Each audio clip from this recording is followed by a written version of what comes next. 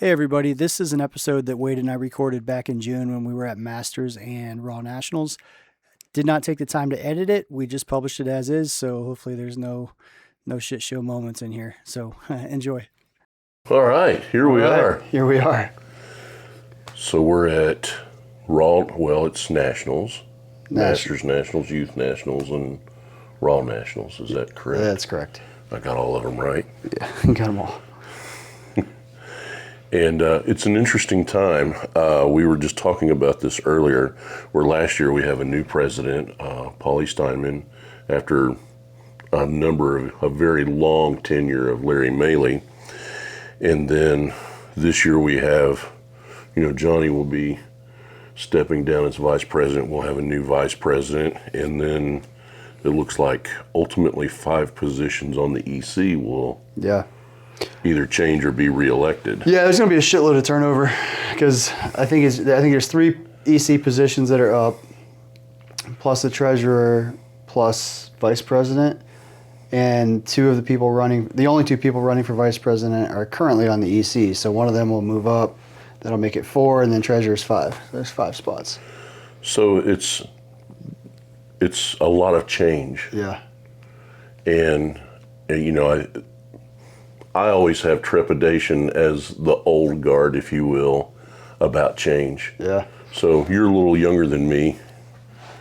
How do you feel about the change? I don't like change in general, as a general rule, but right. I guess the jury's out because we'll see how it goes. And how everybody works together. Yeah. I think that's going to be the ultimate deciding factor is how everybody works and meshes going forward, and I guess we'll see. What do you think are going to be the challenge? And because I think there's a lot of things changing. I think sport overall is evolving. Yeah. Especially with involvement.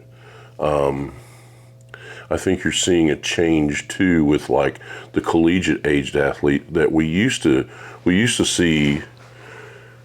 Kids would live through college, they'd get done with college, and then we would disappear for a while. And I think that's starting to change as we see this evolution in the workforce where people are looking at work-life balance and things of that nature, and they're staying on. But we've also seen, I think sports in general too, there's been a decline in membership. So I guess what my question is what do you see are the challenges, things like that? How do we're seeing an opportunity to keep lifters engaged after college, but we're seeing numbers. It's not USA Powerlifting, it's in general. Right.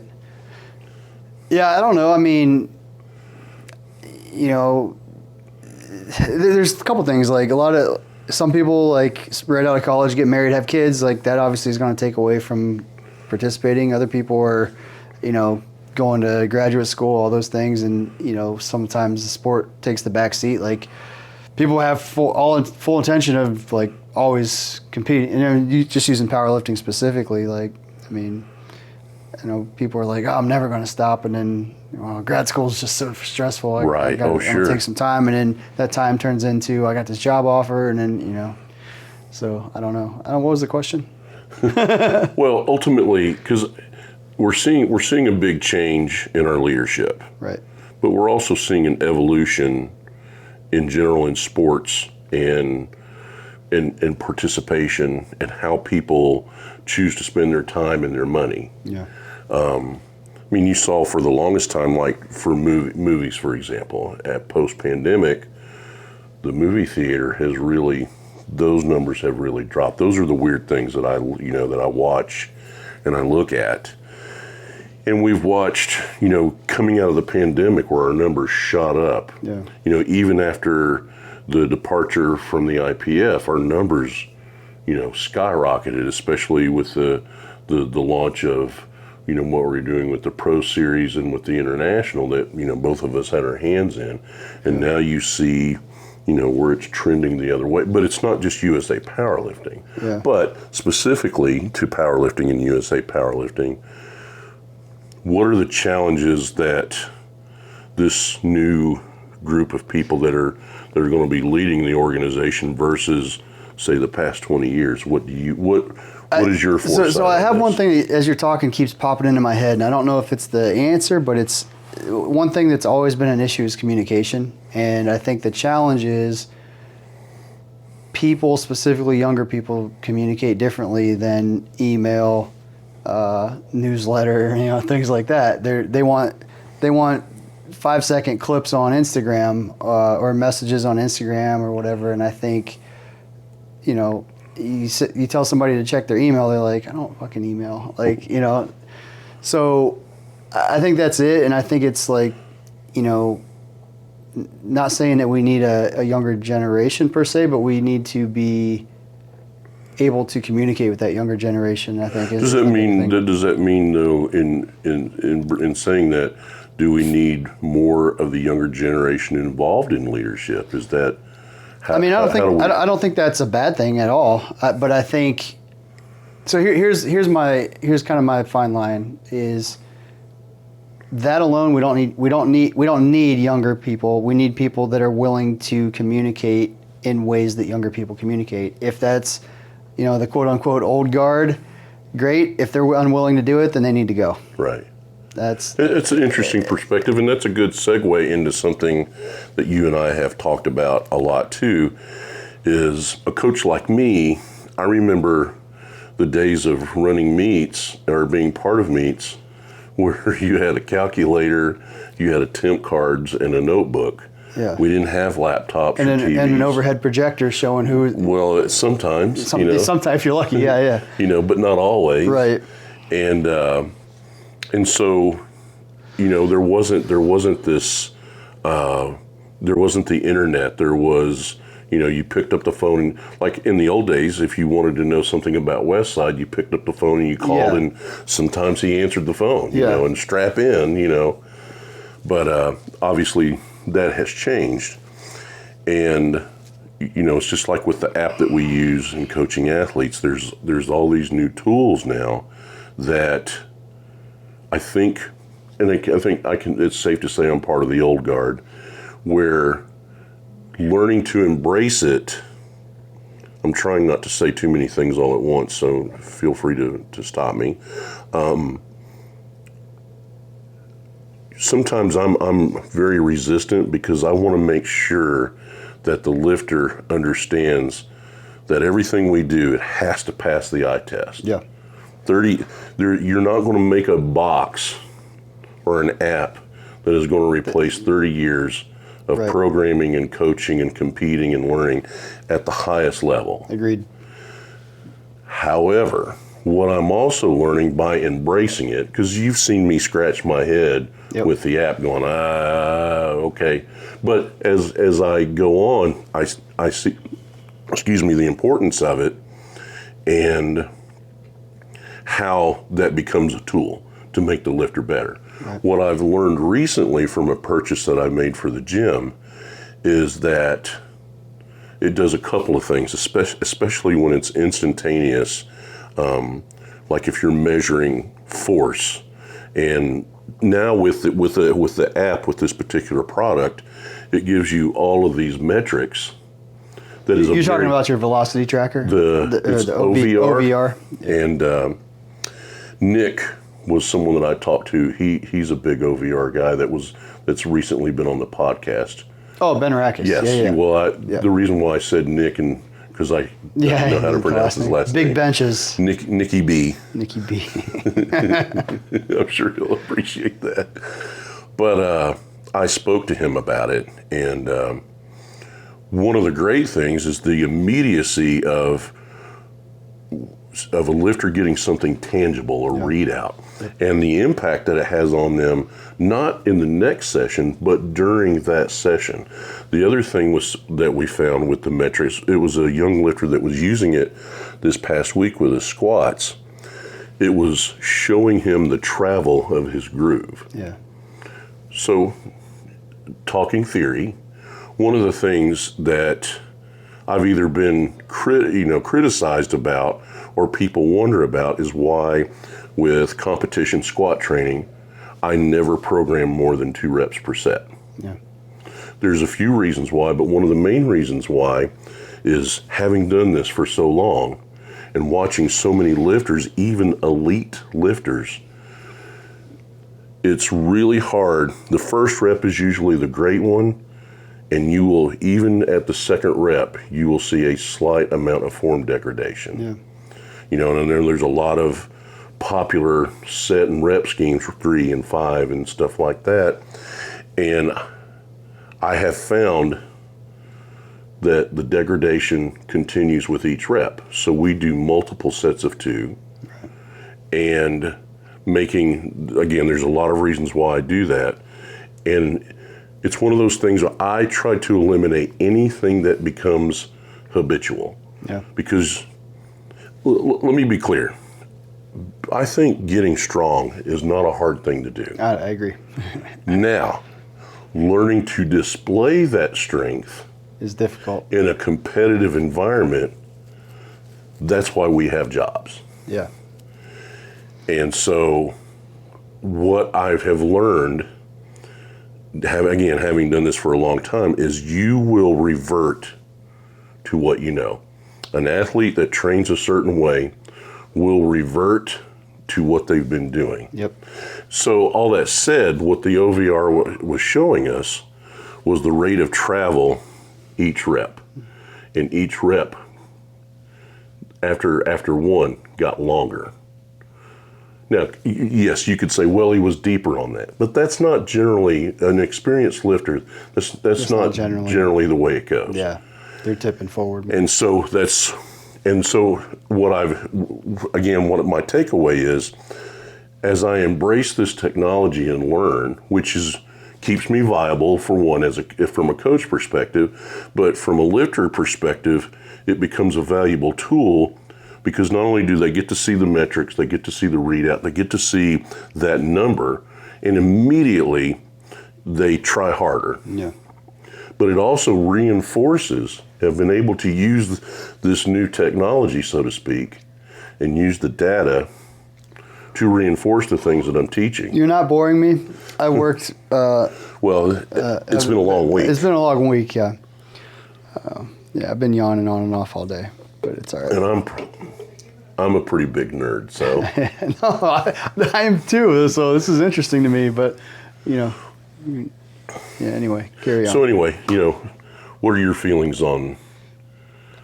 So to me, I don't think you can have too much data. You can overanalyze the data, but having it available as a resource that when you hit a conundrum where you're not sure why this is happening, then you can start looking at the data. But I think using it, you can definitely overanalyze, just like lifters overthink. And I think I like having as much data recorded as possible for that purpose of troubleshooting in certain situations. There's a lot of times like the data doesn't even affect my decision making. There's sometimes it does, because I'm kind of like leaning. I'm like, I can go one of two ways, and whatever it may be, and kind of look at trends and some of that. Sometimes I'm like, okay, well, based on previous training history, when we went this route, on paper it looked pretty good, but then the lifter, whatever the word is, regressed, right? So let's not do that again. And just having something that kind of auto tracks all that stuff is definitely helpful. Well, I think that's why doing a post-mortem after the meet with the lifter is really, it's like what we found here, because of the weather, the temperature in the warm-up area and in the where the main platforms were, it wasn't unpleasant. Right. But it got so humid that lifters were struggling with what became the heat, so to speak. Right.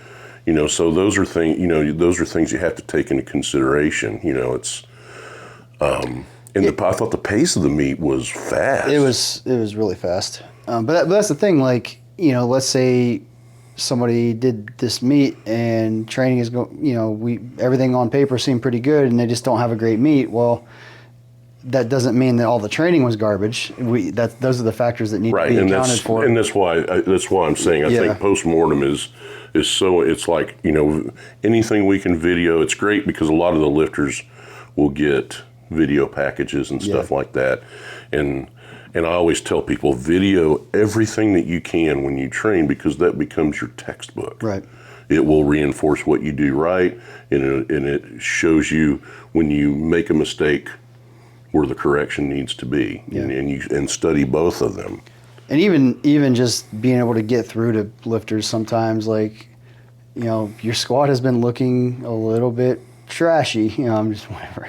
Well, if it's been feeling good, well, you're pitching forward at the bottom. I don't feel like I am. Fucking watch the video. Watch the video, because it's unemotional. Yeah. It's not going to lie to you, And so I'm a big proponent of that. And so that, again, that's not new technology, but again, I think it's one of those things that, because when you and I have these discussions, it's finding where is the next spot that we can get an edge. Not necessarily an edge in competition, but an edge in coaching and teaching a lifter, because you said something, it feels good. Yeah. One of the things that, like, feelings can't matter. Yeah. And that video will tell you, I wish it looks so much better than it feels. Yeah. Then learn to associate visually, when it feels like this is how you're performing. Right.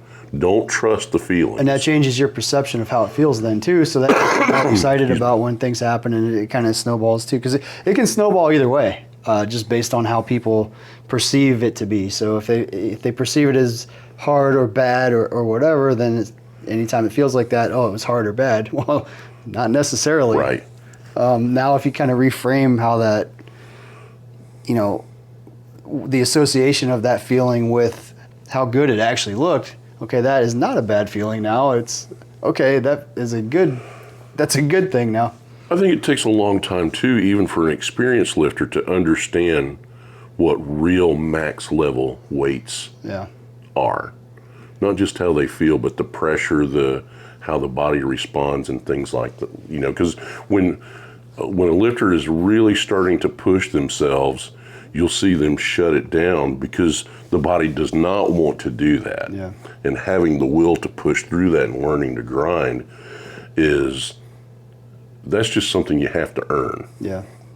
And that's a skill in and of itself. Like, I completely agree. I mean, it's easy to go in and, quote unquote work hard, but it's a whole different thing when you are redlining balls to the wall, and most people aren't comfortable doing that. Well, and comfortable, I guess, is a relative. That's relative anyway. But yeah, that's an acquired skill, I think. I completely agree. Let me use Jennifer Milliken as an example. Jennifer, in her first meet, totaled elite. Yeah. We're talking about, if you want to talk about 1%ers, she was one of those people. But one of the things that early on, when I was coaching her and working with her, is she would do a lift and she would just crush it. But if the lift was too much, or what she felt was too much, it was like she'd be stapled to the bench, or she would, not come out of the hole, the squat. And that was one of the things that she and I spoke about quite a bit. It's like, you're going to have to learn how to grind. I go, once it happens, it'll change. And I remember vividly, she was in the gym, she was squatting, she was doing a heavy double. First rep looked good, but you could see it was a challenge. And I was like, well, here we go. Yeah. And she kept digging until she got it. Yeah. After that, everything changed. Yeah. And then you saw her numbers. It wasn't due to any great coaching moment. It was due to her going through that experience. Right. You have to earn it to learn it. Yeah. And from then on, it changed. But we also had it on video. And I think seeing that and being able to associate that and then go, oh, I'm okay, So I'm throwing a bunch of nerdy stuff at you. I'm good with that. We're all about nerdy random shit, so it's good. Yeah, no, I agree. I mean, it's an acquired thing. You just got to get used to, and there's a lot of lifters that never get to that point, so they kind of, and I think that's some of their, so that's the other aspect of that. Like when lifters hit plateaus, is it really that the programming is the issue? Is it your recovery, or is it just the fact that you have never got to that point where you flip the switch? Let me tell you an interesting story that reminds me of something. John Grove, Yeah. North Georgia Barbell. Yeah. When I first squatted 1,000 pounds, I got an email from John, and it was a huge milestone for me. Yeah. Doing it as a drug-free lifter, doing it, I was 45 years old, so as a master, at the time that was unheard of. And he said a lot of interesting things, but one of the things he told me, he said, there's a lot of 900-pound squatters out there that are 1,000-pound squatters, but they're too afraid. And I thought that was an interesting observation. Obviously, John knows what it feels like to go through those things, but I would ask your impression or your, insight on that. I mean, I think as a general rule, yeah. I mean, the first thing that popped in my head when you said that was it the 4-minute mile or something like that, or 3-minute mile? I don't know running. Well, 4-minute, yeah, because it had never been done. It had never been done.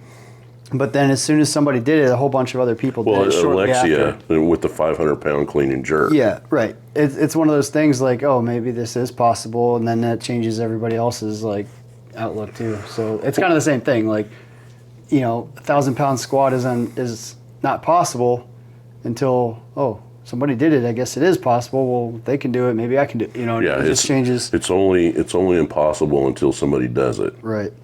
So. But I thought it was an interesting perspective because, and it lends to what we were talking about, is I think people tend to trust their feelings on something and to get, because I've been asked before, what was it like? And I go, I remember when I first squatted 800 and it was heavy. Yeah. And that's a point to where I think you start seeing separation. It doesn't matter the federation. It doesn't matter the equipment. It doesn't matter your drug status. 800 pounds is still 800 pounds. Yeah. 900 pounds was scary. Yeah. That's become, now it's becoming rarefied air. When I squatted over 1,000, it was painful. Yeah. I just accepted the fact that this is going to hurt. And that's, part of lifting at the elite level. Like, this isn't normal. It doesn't matter. I mean, I was a big man, and I had trained for years and I was well conditioned for it. But it took me a full week to recover from that meet. I mean, my digestive system, everything. And so I think John spoke something that was very, there's a level of fear, and I think there's of not knowing what is possible. Yeah. And how do we as coaches, because we're fortunate enough to work with some pretty crazy lifters. Yeah. And how do you teach that to a lifter that's on the precipice of doing some, all-time world record or a new record? Yeah, I mean, I don't know. I kind of feel like to some aspect you can only teach them so far, and they have to just figure out that part on their own. I mean, yeah, we can, again, you can lead a horse to water, but you can't make them drink, but right. We can kind of set those, expectations and we believe this is what we believe, and until they decide to make that decision themselves, I don't know. I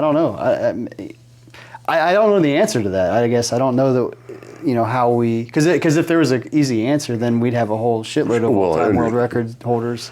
But I think that's, you know what I mean? So you kind of pose that to everybody out there. There's a lot of coaches. There's a lot of good coaches out there. Yeah. How do you convey that into something tangible to teach the lifter? Yeah. And do our new tools, does the new technology, how does that help us get there? I mean, I still think it comes down to just being able to see progress, because I mean, so many lifters are like, man, my bench, I don't feel like it's moving. Well, 2 years ago, if I would have asked you, could you ever do this? You would have said, there's no way I can ever do that. Okay, well, 2 years from now, what do you feel is impossible? And then 2 years from now it happens. Like, we got to start being able to frame it that way. Like, it doesn't, like, these are all things that were impossible to you until you did them. So why do we stop? Like, we always want to stop with today is the best we're ever going to be. Or, you know, never thought I would get here, never going to get past here because I never thought I'd even get here. Well, that's the part we got to reframe a little bit. Do you think it's fear or that people put? Let me quantify that. I've had lifters come to me and go, I want a total elite. Yeah. Okay.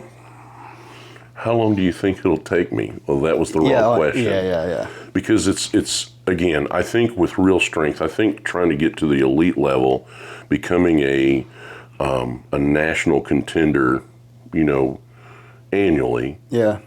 You know, a perennial lifter. I don't think that's something that happens in a couple of years, and that it's hard to measure or quantify that in a couple of years. You know what it is for me, or was for me, is it was definitely fear, but what it was for me is I was afraid of doing everything right and not achieving that goal. So I would look back, I have very detailed training logs, and every time I was about to kind of do something out, like pushing the envelope, there was some sort of self-sabotage in there. Whether it was my nutrition, I think the week before my first collegiate nationals, I went rogue, deadlifted more than I was supposed to, missed it, punched a steel wall and broke my hand 1 week out. You gotta think that was not gonna happen if I wasn't like a little bit afraid to have everything go perfect, and I, you know, obviously I didn't realize that at the time, but I spent a lot of time analyzing some of my stuff, and I see that in other lifters now, and I mention it to them, and you can see their face change when I say that, like, why would you even think that? Like, so I think that's not everybody, but that's part of it. I think is just like when you get to that point, and my eyes watering. When you get to that point, I think, you know, you see the potential to get to that next level, and you believe you can get to that next level, but what happens? Who am I if I don't, I guess? And I think that's what gets people sometimes. It's an interesting observation. Yeah, and again, I think that's a small percentage of people probably, but like, that's one thing that I'm very aware of, things like that. And I know we have people in our circle that are, I think, my prediction is we have people in our circle that have that same barrier that they can't get through. Yeah, for me, and I don't know if it's because I'm just blind or just dumb, but for me, when I set out to do this, I knew that it was like, there's so many things that we do, as I try to quantify this, there's so many things that we do throughout our life where we give it the old college try, you know, and then we're like, okay, well, you know. And for me, I felt like I had to have the attitude, I cannot be denied. Yeah. I have to do this. Yeah. Either I do this or it breaks me, but there can't be an in-between. Yeah. That mindset is, I used to, 10 years ago, if you didn't have that mindset coming in the gym, I wanted to fight. Yeah. Obviously that's not fruitful or constructive for anyone. But on the flip side, I think that is kind of the point we need to try, that we're trying to get people to. And obviously powerlifting should not be your entire world 100% of the time, all the time. Let me interject something there, though. Okay. One of the things that I really, because I'm considerably older than you in the scheme of things, what I have learned is powerlifting is something we do. It is not who we are. Yeah. Now, it's for you and I, this is long past a hobby. Yeah. You know, we've been to each other's houses and each other's gyms and what we do, and we work together, and this is long past that. Right. But we're not defined by powerlifting. However, the manner in which we pursue it, the manner in which we give ourselves to it, that is definitely defining. Yep. Because that's a skill set that can apply to anything. It makes you a better husband. It makes you a better father. It makes you a better friend, because you understand what's on the line. You see some of the small things and the fractional things and the intangibles that other people are not going to see because of the skill set you have of, I'm going to do this, and that's the end of it. Yeah. And so that's why I wanted to interject that, because you're right, powerlifting is not the all. However, you still need to be able to put everything you have into it to get to that, exactly. that point. And I guess that's the distinction is, like there was a period where, when I was younger, that powerlifting was everything. Like if I had a bad workout, like I was willing to tell my friends to go away. Like right. I don't need you, get away from me, which that's not right, but it was because I got so, and that snowballed into other things too. Like you got to also be able to objectively look at the big picture and not. And this is the battle I have coaching now, is like any one workout doesn't define the training session, doesn't define your progress, good or bad. Right. And some people have been training, having a great 2 months straight, just kicking ass. And then they have one workout that, is not the best. And they're like, oh man, maybe powerlifting's not for me. It's like, all right, I'm going to quit. Yeah. Wait, well, hold on. Yeah, we need to have a little perspective here. I'll tell you a great story. One of my best friends now, as a matter of fact, he's doing, that is 50, Thad, his name's Thad. He's 50 years old, has done his first bodybuilding competition today. Nice. At 50. Today. Doing it today. I saw his initial posing. I've not gotten a report back, but it speaks to exactly what you're saying. When I first started coaching him in powerlifting, we were in week 10 of a 16-week training cycle, and he had a bad workout. So he messages me and he goes, well, that didn't go well. What do you think we need to change? And I said, let me ask you a question. I'm going to give you a scenario. So basically, I'm going to paint this picture for you, and I'm going to answer your question with a question. So you're not a 40-year-old. You're a 21-year-old, and you're in the club. You're wearing your special cool shirt, your great aftershave, and you're posted up in the club in what you think is the best spot. And 9 times out of 10, you hook up.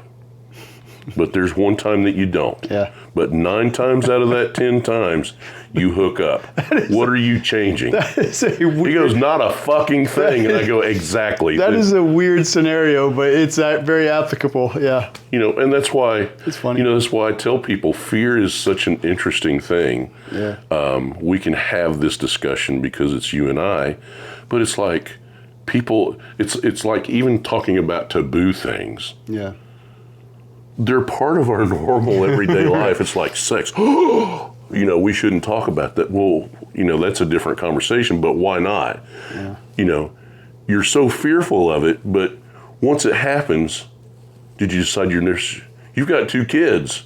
So you didn't decide, well, that's not for me. Well, that didn't go well, but you did it again. You see what I'm saying? So it's one of those things where perspective becomes such a huge issue. Yeah. Because it's just like our news. We don't hear about all the cool things that are happening all the time, every day, right? Because that's mundane, that's average. We hear about all the tragedy and everything, and that's what sells. And so I liken what you see, it's just like our measure in the gym.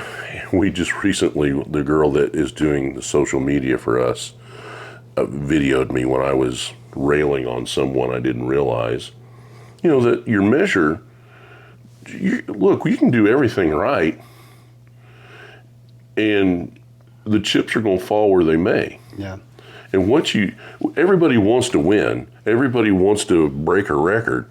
But your real measure day in and day out is the effort that you give. And that's what's got to be celebrated. And we always make sure that we do that.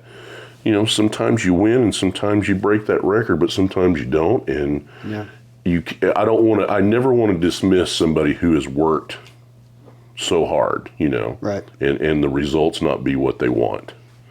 And that's why you gotta, and that's gonna happen. Like, that's the other part of it. Like, you can do everything perfect, or very close to. I mean, never perfect, but everything right. And there's gonna be that 1 out of 9 times, or 1 out of 10 times that it doesn't go well. You gotta have a short memory, because Monday's bench day. You still have to go to the grocery store, and you still got to take the trash out. Yeah. You know, okay, you won the world championships. Well, unless you've got $1 million contract, right, when you get home from wherever you came from, you're going back to work. So you have to have a short memory. You know, celebrate. I think that's why the focal point for me is so important, that the numbers are going to be what they're going to be. They're going to come and they're going to go. But you celebrate that effort. That's really a measure of what makes someone successful. Yeah. Yeah, I agree. All right, your turn. I got nothing, man. I'm just BSing. I don't really have any thoughts. I'll be honest. I'm tired. Well, yeah. I'm ready to take a nap. Go to bed. What time is it? Like 6? I have no idea. It's one of those things. You get into these hotel rooms that have the blackout drapes. You don't know. And, you know, so like the weekend before, Saturday before I flew out Tuesday, we had the Fit Expo, Music City Fit Expo. And that's ran by a good friend of mine. And we run the Olympic lifting portion of that. Yeah. And just 2 weeks prior to that, a friend of mine that owns, Music City Muscle, not related, we ran a powerlifting event at his gym in Nashville.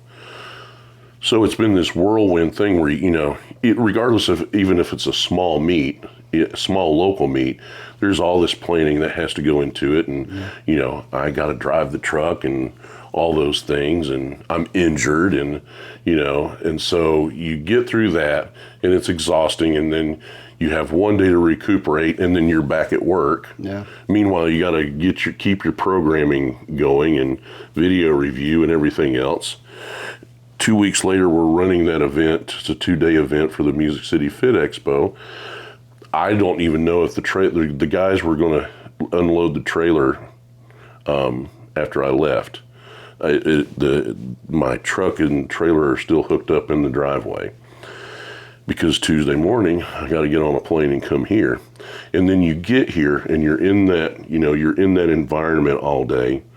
And then, like, the last 2 days I've been in here, but I don't like it today. When you got here, I go, what is today? Yeah. I had no idea. I mean, also the meet started on Wednesday, which is not a normal meet schedule. So it's just, I've been all thrown off to the point, like, even the first session on Wednesday, because I got it here Monday night.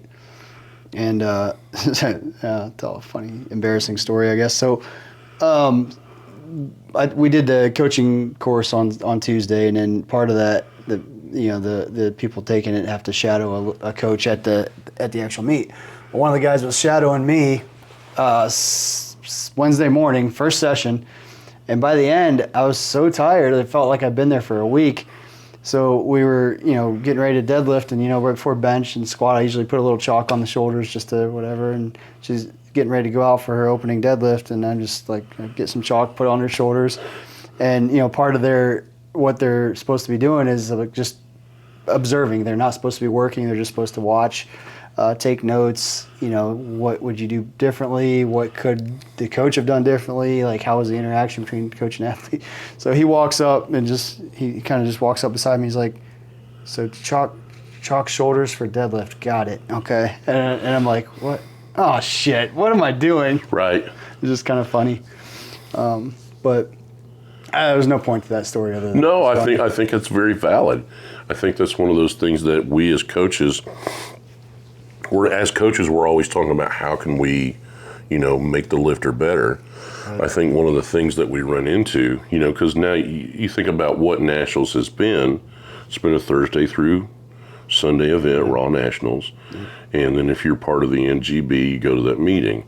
Well, now you're getting here Monday night. You're running that, class, the clinic for the day. And then now we're in the throes of starting the meet, adding a day to what we're doing. Yeah. And, we're all going to be here now for a full 7 days. And I think as coaches, we probably don't do enough smart things to take care of ourselves, in that process. So, I don't know what words I can glean other than, thankfully, we don't have a meet like this every month because I don't think we would hold up to it. We wouldn't survive. So. But it's so it's part of it. It's like tonight, we're off. Like, we could be laying down, getting some extra sleep. What are we going to do after this? Probably go have some drinks with some friends that we haven't seen since last year. That's going to happen. And then, who knows what time we end up going to bed. But those things are important too, because it is more than just a powerlifting meet. It is a family too. Right. Yeah. There's guys that I see at these events that unfortunately that's the only time I get to see them. Yeah. And they live so far away, and there's always the intentions of visiting and stuff like that, and then everything else gets in the way. And during the meet, it's like, this is never going to end, is how it feels. But then as soon as you get on that plane to go home, it's like, man, I didn't get time to talk with this so-and-so. I didn't get to talk, So you're trying to, it's like what we're doing here, where, you and I don't get to do this often enough. Yeah. And then you want to plug that in where you can. Right. But we got, we're not getting younger, so we got to make sure we do things to take care of ourselves. Yeah. Yeah, in theory, we should do that and do better. Yeah. But so I'll drink less beer. There you go. How about that? More bourbon, less beer. Yeah, we'll see. Yeah. Keep a bottle of water handy. Yeah. It's a good strategy. But yeah, I don't know. I'm trying to think what else. I don't know. I really am kind of brain dead. I haven't thought about what we were going to talk about. Just kind of start BSing and just let the camera roll. I'm training a little bit. Are you? So, without going into any personal depth, you know this about me. A couple years ago, I went through a very sudden life change. Yep. And I went through, at that particular time, it was an extremely busy time. I was in the throes of, being part of I was the international committee chair at the time. And that was a lot. Yeah. That was a lot. I had taken over Tennessee as the state chair, and I had a lot of people competing. I went through like a 5-week period where every weekend I was traveling somewhere, and that's a lot. Yeah. I came back to the following week where my oldest dog, Abby, who people that follow me will know who Abby is, once in a lifetime opportunity of a puppy, because I had her she was 2 days old when I got her.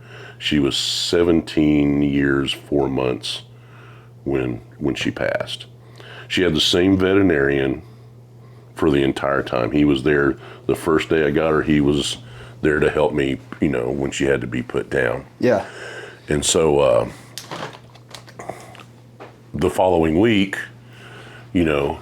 I go through this breakup, and 2 of the dogs leave with, my former significant other. So it's me and Tuji. That's August, September, October, in that time frame. And then Tuji passes away the day after Thanksgiving.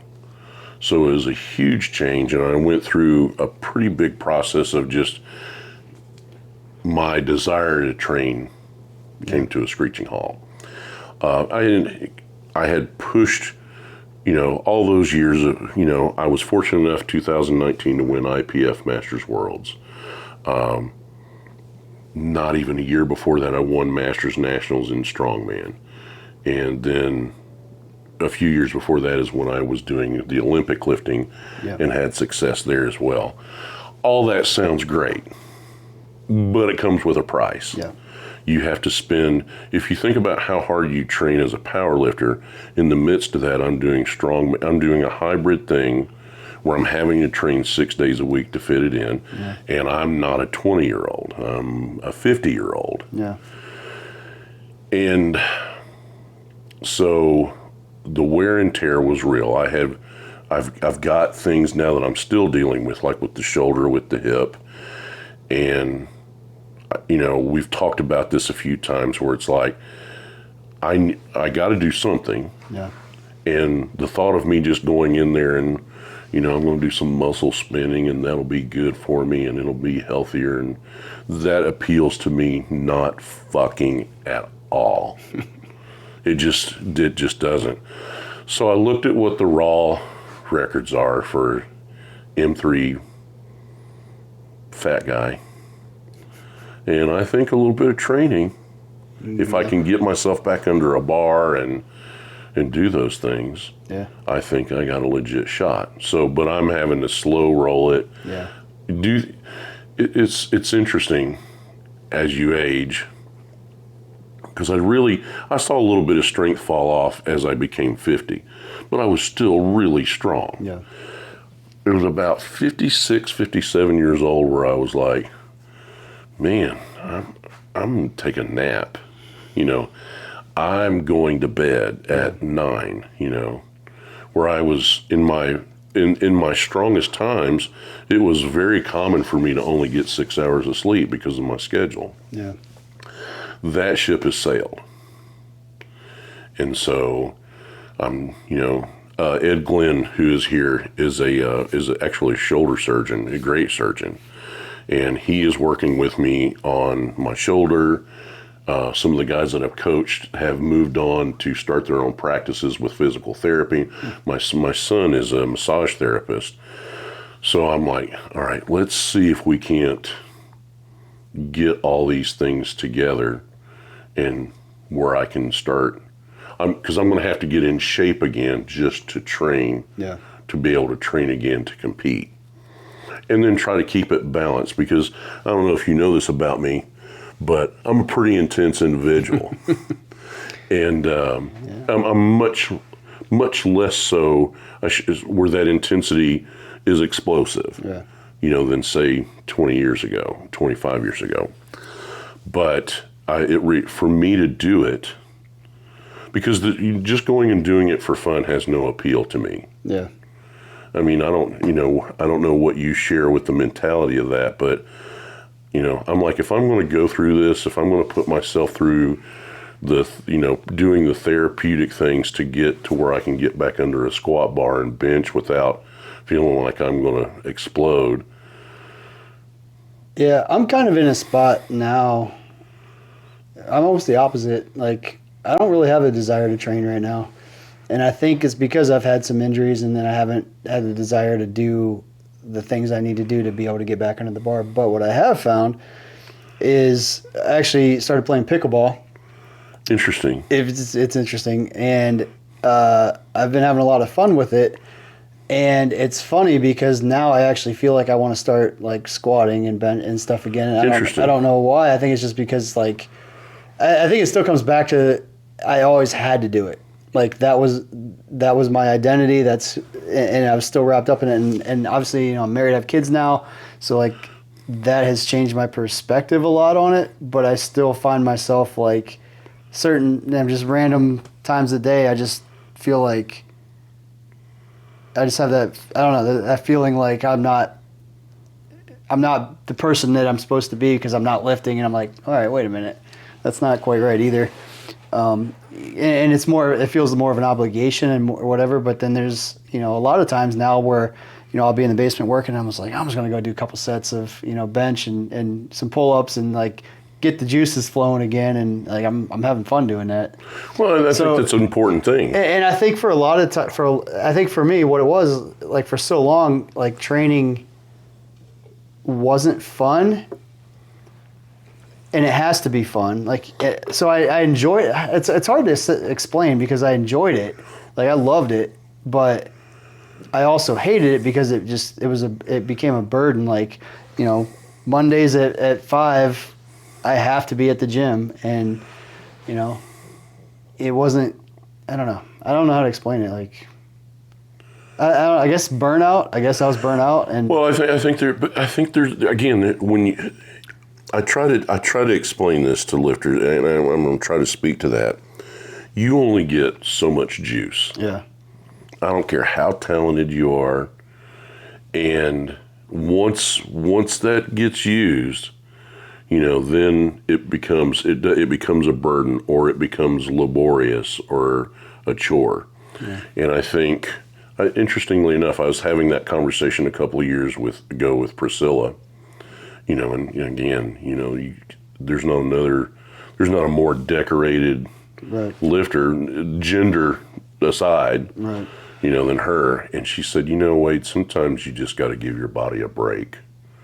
Yeah. Because I had pushed the envelope for a long, long time. And I think what happens is you do get wrapped up in, especially when you're being successful. Yeah. That becomes the expectation. And I've had that conversation with different lifters where the pressure of expectation, because you've broken all-time world records or you've won all these meets. So when you go out there to compete and the day doesn't go well, like everybody's watching me. Well, and and now everybody thinks I'm done. Everybody thinks I'm, that I'm washed up, or that, and so there's all that comes into play. And I think you do suffer some burnout, especially guys like us that our lives are shaped around this. Yeah. So for me, I think having that time of where I've focused on coaching, putting my life back together, remodeling my house, has allowed me to go, okay, even if I never compete, even if I never achieve those numbers, that now I have a target that gives me some motivation to become committed again. Yeah. Yeah, and I think, I guess those goals, I think, is probably one of the things that probably got me a little bit, because like some people we know, we're not quite realistic with setting our goals. No. Which is, long-term goals is fine, but when I have goals, when I set 3-year goals, the deadline is for a year from now. Like, you are on pace for hitting those goals, but when they don't happen within a year, it's like, okay, well, my goal now is to do beyond that in 3 years, but then the deadline is a year. That gets to be really difficult to manage, because you have convinced yourself you're never going to make those goals because you're not achieving them.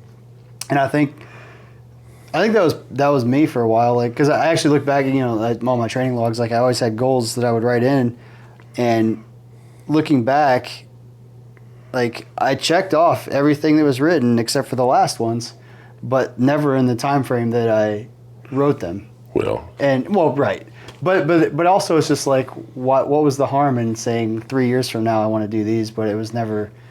I never looked past like a year from now, because nationals I did this, nationals next year I got to do this, and it's like, well, that's not really reasonable. So I don't know where I'm going with that. Just I think we can just kind of beat ourselves down sometimes by. Well, and you rob yourself of the joy of what you're doing. Yeah, because you have to achieve this, and that makes everything to get to that becomes the job versus just enjoying the actual. Well, I'll tell you a story. I went to a meet. This is about 2005, and I had these big expectations. My training indicated that I would be close. I went 7 for 9 and totaled 2,200 for the first time. Again, that's a huge milestone. Separating yourself from the crowd. Right. And we stayed that night. My son and I stayed at the hotel. We swam in the pool. We ate pizza. We had a great time. Wes was about 14, 15 years old at the time. We get in my truck the next day to leave to go home, and he goes, wow, you got to feel so great about that meet, 2,200. And the only thing that I could think about was my missed third squat and my missed third bench. Right. And I could see, like my son, I could see the hurt in his eyes because he was so excited for me.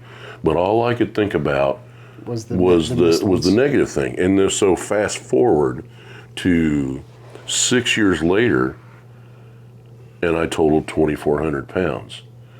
I come off the platform, people are shaking my hand. The flash, has been going off on phones and cameras all day long. That dates it a little bit. Shit.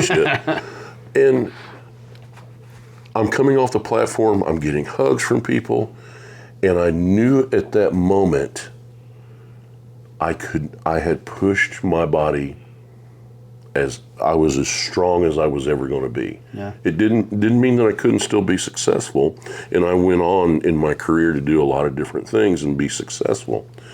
But it shocked me to have such a long, extended career at how, even if it's a long career, it's over quickly. And that moment is when I realized I need to celebrate this effort. And so that changed me. So when I went to Olympic lifting, I knew I was strong enough to do a certain number, but I didn't have the technique that, physically I knew when I went out on the platform, I was the strongest guy out there. Yeah. But I just didn't have the technique. And so I really learned to temper that. And I think that's what experience, probably teaches us.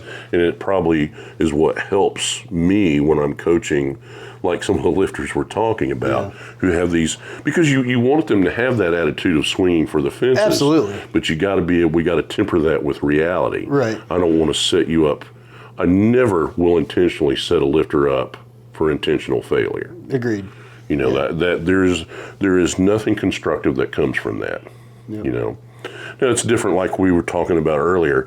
If it's a 5 kilo jump, if you're solidly in second place or you're solidly on the podium, and a 5 kilo jump in a lift that you've never even dreamed of pulling, you put it on. There's no questions asked. You put it on. Because you never know. As we've seen, life can change pretty suddenly. Yeah.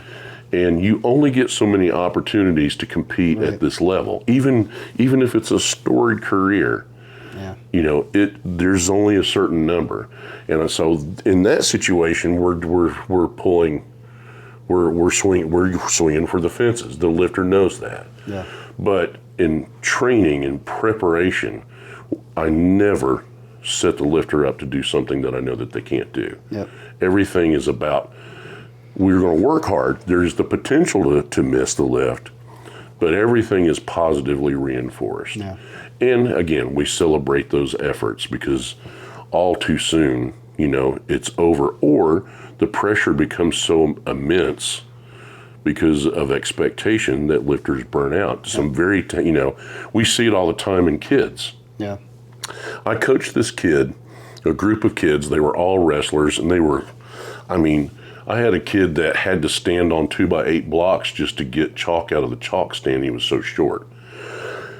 He won his 4 years of high school. He was first, second, and first in the state in wrestling. This kid was going to go to college on a wrestling scholarship. There was no question about it. Yeah. He graduated. I'm done with wrestling. Yeah. And I think it just, they get pushed so hard, and there's so much pressure, even if they're successful, there's the point where what we were talking about earlier is they're robbed of their joy. Yeah. And that's the crucial part, I think, of coaching. It's like, we want to be tough, we want to be firm, we want to be teaching, but we can never be the catalyst that robs them of the joy of what they're doing. I think that sums it up. And I think she says no, but Laura Sturm is one that I feel like I may have pushed that a little bit too hard and made her not like it. And she swears it's not true, but and I've said it on this before. Because, when it started, we were chasing just getting better. And then all of a sudden she won her first world championship that, we weren't really expecting to. We were hoping to. But, so then when it happened, it's like, oh, wow. And then she won her second one. It's like, okay, well, now anything less than that is failure is what it started. And I was probably pushing that narrative a little bit too. And, not intentionally, but, I think that was some of the things. As a coach, you have something you're invested. Yeah. And part of it, I see the potential. So, we're trying to get all of that potential that we can get. And sometimes, that can just, that makes it a burden sometimes too.